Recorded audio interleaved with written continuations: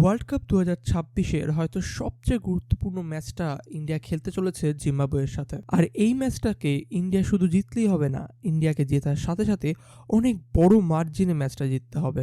এমন কিছু সিচুয়েশন, এমন কিছু সমীকরণ তৈরি হয়েছে যেটা ইম্পসিবল বলেই মনে হয়। বাট ক্রিকেটে সবসময় ইম্পসিবলটাকেই পসিবল ধরে নিতে হয়, বিকজ এটা আমাদের টিম, এটা আমাদের India. India can do anything.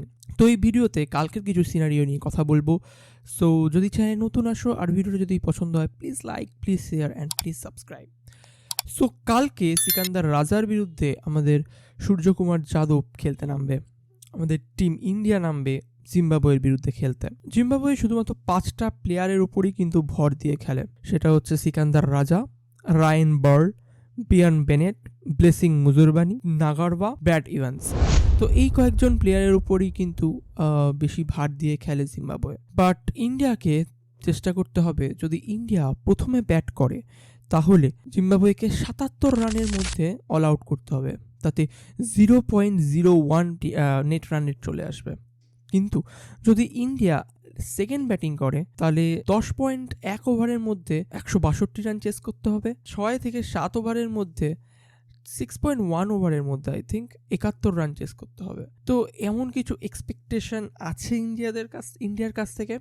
আমাদের পাওয়ার প্লে যদি ঠিকঠাক যায় চিপাকে, তাহলে আমরা হয়তো বা এইটা করে দেখাতে পারি অসম্ভব কার্যটা। বাট তাছাড়া প্রথমে তো আমাদের এই ম্যাচটা জিততে হবে এনি হাউ। আর এই ম্যাচ জেতার জন্য সবচেয়ে যে কি প্লেয়ার হতে চলেছে আমার মতে, সে হচ্ছে অভিষেক শর্মা আর ঈশান কিষান। এই দুজন যদি পাওয়ার প্লেতে ভালো স্টার্ট না করে তাহলে কিন্তু আমাদের টিম ফুস হয়ে যায়। এটা আমরা আগেও দেখেছি। তো পাওয়ার প্লে যদি ঠিক মতো না যায় আর আমাদের ম্যাচটাই পুরো চলে পাওয়ার প্লেতে, কারণ পাওয়ার প্লেতেই আমরা বুঝে যাবো যে নেট রান রেট কতটা ভালো হবে, নেট রান রেট কতটা খারাপ হবে। সাউথ আফ্রিকা আর ওয়েস্ট ইন্ডিজ দুজনেই নিজের নেট রান রেট এতটা ভালো করে দিয়েছে যে তাদেরকে ধরা ছোঁয়ার বাইরে। এবার তাই আমাদের ম্যাচ শুরু হওয়ার আগে সন্ধ্যাবেলার ম্যাচটাও দেখতে হবে, যাতে সেইখানে কে জিতছে। কারণ কালকে 2টো ম্যাচ আছে। আর সবচেয়ে বড় কথা হচ্ছে যে একটুখানি আই থিঙ্ক ইন্ডিয়াকে একটু হাম্বল হওয়া দরকার। প্রত্যেকটা টিমকে টিমের মতন নেওয়া দরকার। যখনই কোনো বড় টিম আসে আমরা কিন্তু একটুখানি নাস্তানাবুদ হয়ে পড়ি, বাট এটা কোনো ব্যাপার না। ইটস আ ক্রিকেট গেম আর এটা হতেই পারে। বাট ইন্ডিয়াকে চেষ্টা করতে হবে একটুখানি কনসিয়াস হয়ে খেলার। স্লগিংটা একটুখানি কম করলে আই থিঙ্ক বেটার হবে।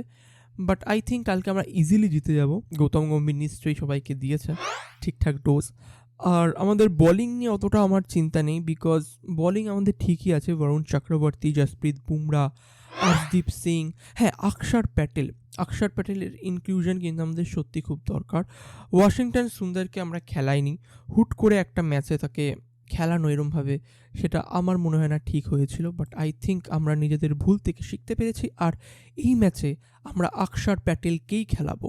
সো এটাই ছিল একটা ছোট্ট করে প্রিভিউ। জিম্বাবুয়েকে যদি ট্র্যাপে ফেলতে হয় তাহলে কিন্তু সবচেয়ে আগে আমাদেরকে বল নিতে হবে, তাহলে কারণ আমরা বুঝতে পারবো যে কত ওভারের মধ্যে আমরা রানটা চেস করতে পারবো। সেকেন্ড ব্যাটিং করলে সেটা আমাদের হাতে থাকবে, আমাদের কন্ট্রোলে থাকবে। তো আজকে এটাই ছিল ছোট্ট একটা প্রিভিউ।